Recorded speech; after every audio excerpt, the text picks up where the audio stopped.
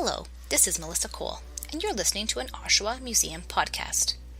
This podcast series aims to actively promote awareness and appreciation of our community's history, highlighting remarkable artifacts, documents, photographs, or events from our past. Today's podcast looks at wedding dresses, which were not always white, and was inspired by our upcoming exhibit, the Vintage Catwalk. We hope you enjoyed the podcast.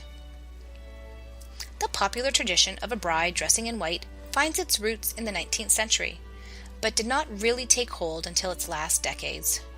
While it's often cited that the white dress worn by Queen Victoria for her wedding in 1840 was the genesis of this custom. But it took some time for the trend to catch on here in North America, for several reasons. Queen Victoria was the monarch of a country and thus had the funds to choose whatever color of dress that she wanted. Most people did not and could not afford white dresses, which were symbols of extravagance and wealth at the time, not purity.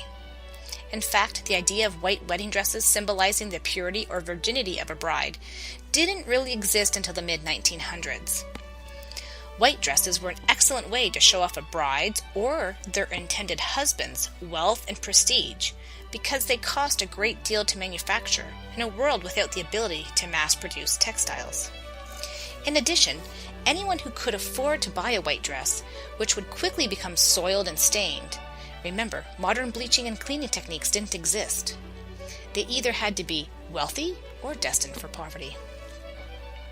It wouldn't be until the 1970s, with the advent of the revolutionary new techniques in the mass production of textiles, that white wedding dresses would become a real possibility for any but the upper echelon of society. Even then, such dresses would remain a privilege confined to the middle and upper class. So if the brides of the 19th century weren't wearing white, what were they wearing? Let's take a look at a couple examples here from the Oshawa Museum. We have an orange and we have a checkered pattern dress. Other colors would be red, brown, dark blue, gold, and even black were all very popular choices.